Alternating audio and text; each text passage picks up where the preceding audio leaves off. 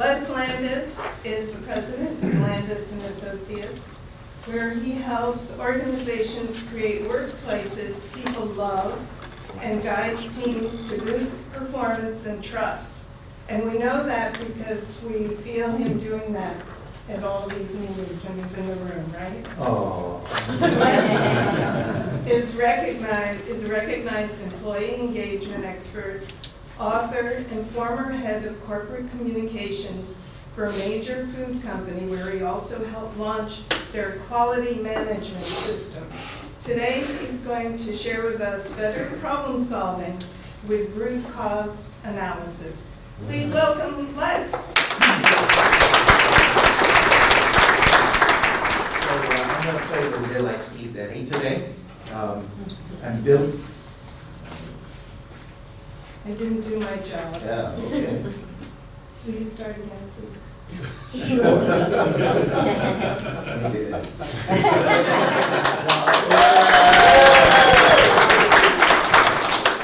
So I'm going to play a little bit like Steve Denny today. How many of you remember the session that I did about 6 months ago in August? Do you remember what the title of it was? It was Getting Better and Getting Better. What's the name of that book? My book? No, the book that, The Practice of Grounded. the practice of, yeah. Right. And in that book, there was actually a phrase that said, don't worry about being the best. Be the best and getting better. And so I'm going to actually build on that. I talked a lot about some of the principles and the practices that are related to getting better. And I thought I'd give you some tools that you could think about. And so we're going to look at better solutions with root cause analysis. How many of you are familiar with that term? How many of you have ever used it in your practice? Okay, good. So we're going to dig into a few of the tips and tricks and techniques of root cause analysis that can actually help you with getting better at getting better. And so I'm going to read, kind of do a little reprise on some of the key things that I said before. You know, why do we get stuck? We get stuck in the way that we do things. Lots of reasons for that, but it kind of comes down to what I call this humanimal dilemma. We are humanimals, right? Many characteristics that we have are just like animals: comfort, safety, survival. But there are some things that make us quite different. We don't just take the world as it is like most animals do. We've got this thing called imagination, and we've got this thing called free will, and we're always kind of playing around with that. And so here's one of the problems with the dilemma is that we want things to improve and get better, and we're creatures of habit and routine. So we got this thing going on that I call push me, pull you, right? Remember this character? You want to go this way, you want to go that way, you want to go this way, you want to go that way, you want to improve. No, I want to stay with my habits. You want to improve. No, I want to stay with my habits. We've got this going on constantly with us. And there are lots of psychological reasons behind that. But how many of you remember the two things that I talked about the last time? I'm going to have to do better at enforcing this stuff. Here's what it is. Number one, we simply avoid it because it's too darn hard. It's hard to stay with it. We know we want to get down there and do the routines and get better at doing the habits and the systems, but we just can't do it. And then we overlook it because we just got blinders on. We're so focused on what's right in front of us, we're not looking around at what the opportunities and the possibilities are for doing something different and better. These are the things that get us stuck. And then I said, well, how do we deal with this? The key's overcoming it. So first of all, to get over avoiding, you build your improvement muscles with routine workouts. I'm emphasizing this word routine. Routine workouts to make it easier to do, right? Just like anything else you're trying to build your competencies for. Overlooking, you've got to implement an intentional detection system with routine processes. And that's to make it easier to spot so you aren't overlooking these opportunities. And so this was just one of the things that I talked about as a routine process. And this is for team huddles. And basically you get teams together regularly, 60 minutes every week, every couple of weeks. You help them look at their numbers, what's telling us whether we're on track or not, what's the story behind the variance in those numbers. Then we look at new and ongoing improvements. What's your idea for an improvement? Then we assign offline actions during that huddle, and then we have acknowledgement and celebration and recognition for people at the end. All of this in 60 minutes, once a week with your team. I'm working with a client right now that the teams are just producing such phenomenal little improvements, every single person, every week, one little thing we're changing. We're not trying to boil the ocean. We're not trying to make dramatic changes, little tiny things, and it's adding up to some dramatic improvements that they're making. Now, this is all kind of getting better, getting better. Now I want to talk about tools that you can use to help you get better. Here's the thing I would like to say is, first of all, how many of us are really always using the right tools for the right job, right? We want to make improvements, but yeah, I'm trying to emulate Brian over here with his characters. Not doing quite as good a job as he does, but you get the notion, right? And so we want tools for root cause analysis, and I'm going to give you a few of them right now, so that we can shift from surface symptoms to underlying sources of the problem. We're always working on superficial surface symptoms instead of getting down to the root cause. And here are just some classic examples. Take a look at this. Right? How many of us are doing this? And you know, don't you, right? Amen. This is where Dan lives, but you can see nobody goes to see Dan.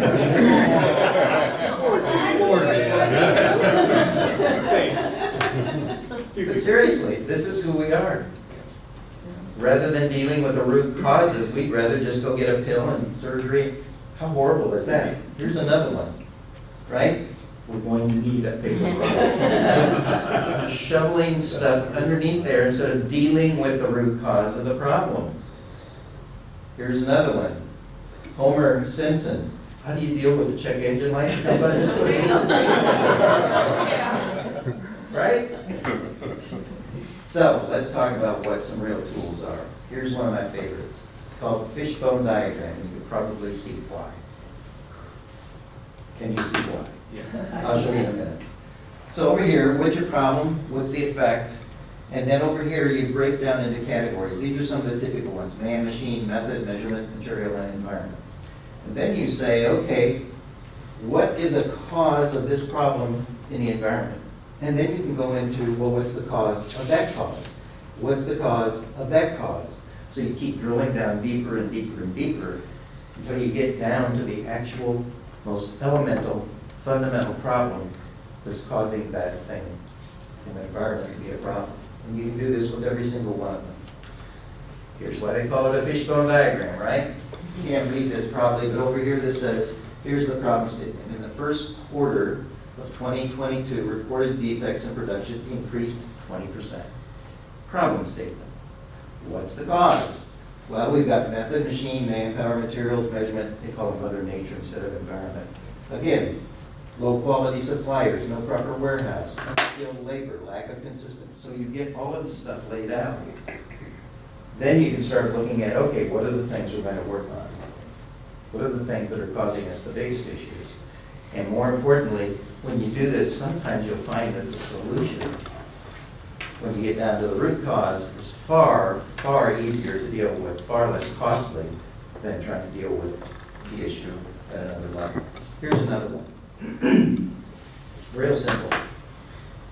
Japanese guy by the name of Ishikawa came up with this, and it's the 5 whys. And you start by making sure that you're clear on the problem, clarify the problem, make sure it's the real problem, not just a superficial one, make sure you're understanding the way the work is done. And then Gemba means walking around and looking at things, instead of just hearing hypotheses from different people about what the issues are. Go around and actually look and see. They call managing it by watching them around. Exactly. Yeah. So then you say, okay, what's the actual cause? You say, why? And okay, well, why is that a problem? Okay, why is that a problem? Well, why is that a problem? And you keep doing that until you get down to what is an actual root cause. I'm going to give you a real simple example here, and I'm probably going to have to put on the glasses. So here's the problem statement. The vehicle will not start. Okay? Why? Well, the battery is dead. Now, if you stopped right there instead of going and asking more whys, what would you do? Change the battery. Who? Or charge it. Charge the battery, right? Okay. But if you, in this situation, decided, well, I'm not going to bother with finding out why it's the battery. I'm just going to charge it and go, right? But the alternator is not functioning. So what's going to happen the next time you go to park your car and start it again? It won't start. Then you go, okay, well, why is that a problem? Well, it turns out the alternator belt doesn't work. Right? So if you stop right there, you'll fix the alternator. But then it goes down even further. Why was the alternator belt broken? The alternator belt was well beyond its useful service life and not replaced. Why? Because the vehicle was not maintained according to the recommended schedule.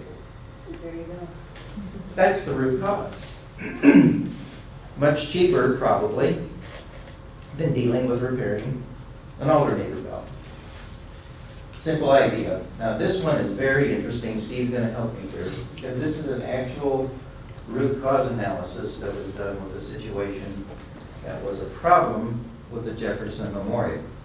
And I'm going to let the video tell you exactly what it is. So is any of this stuff kind of resonating? Absolutely. With you guys? You getting the point?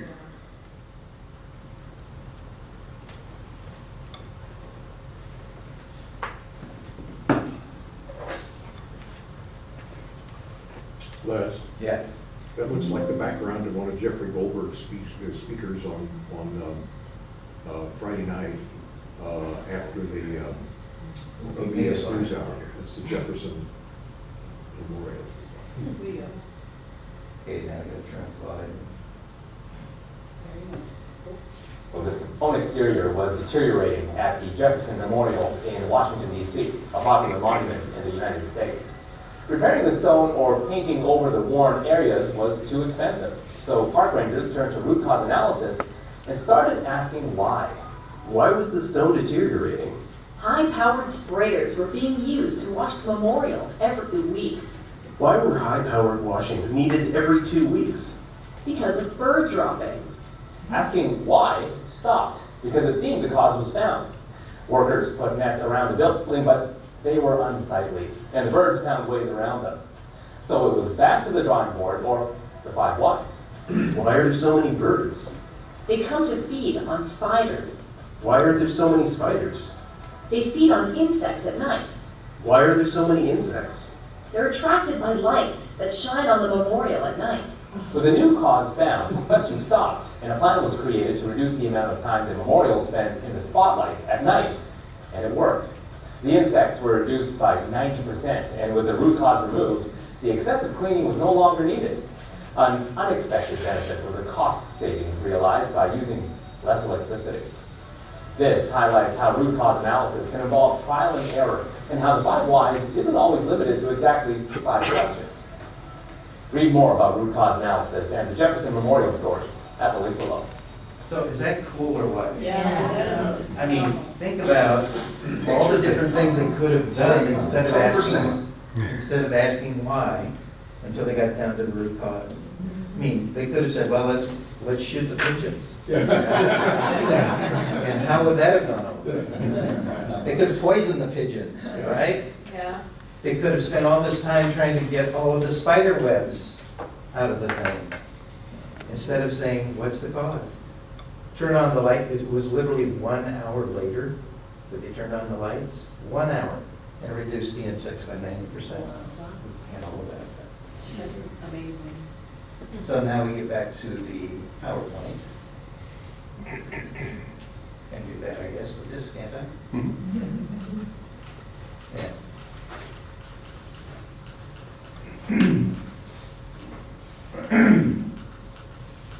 All right. 5 whys. So now I'm going to talk about this thing. I did this years ago called document, execute, maintain, monitor, and improve. Deming, process management, not Demi Lovato, but that helps you remember, great. But this is a pretty simple process, because here's the fact. We blame people for problems in the organization when 90% of the problems aren't due to processes that aren't working well. So what we do is document the as-is process and look at opportunities for revision. And we use a really sophisticated tool called Post-it notes. Laying out a step-by-step of exactly what the process is, and then on a different part of the Post-it note, you put what are the issues and the problems, potential issues and problems, and potential fixes underneath this. And here's an actual example of a client. Start off, what is the first step in the process? What's the last step in the process? And what's everything in between? And all these blue notes here are potential issues that need to be addressed. And then we transfer all of that onto a process improvement worksheet, so that people then can address every single one of these issues until you get into the new and improved process. You document the new and improved process on the process documentation form. And then you inform all of the affected people of the changes, because you need to know, right? Implement the improved process, monitor and maintain it, check it after 30 days to see if it's really doing what you wanted it to do. Do some periodic reviews, make sure it's on track, and then improve, fix what's not working when the process fails, make adjustments when the improvement ideas are necessary. And here's the thing, this is like the check that you want to do to get your car in, to make sure that it's operating properly, is conduct an annual review of all of the processes. Here's a very simple thing, debrief process. 3 steps, I like, I wish, what if. Why do you do that? I like, it taps into positive emotions, sets an optimistic tone for building on strengths.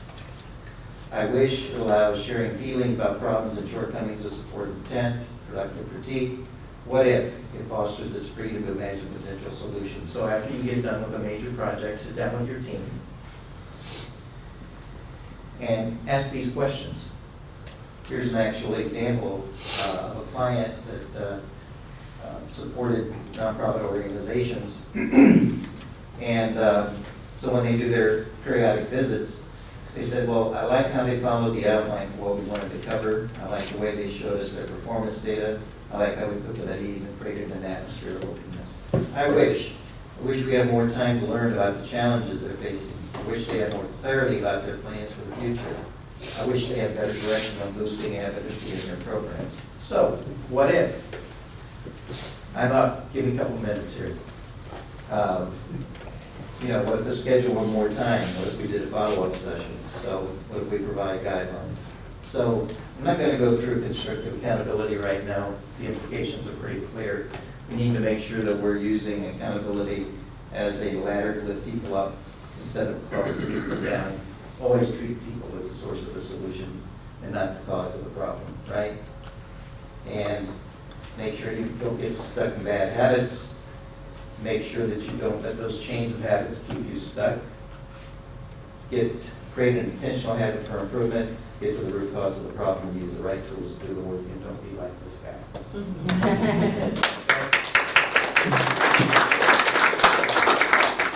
we have any questions?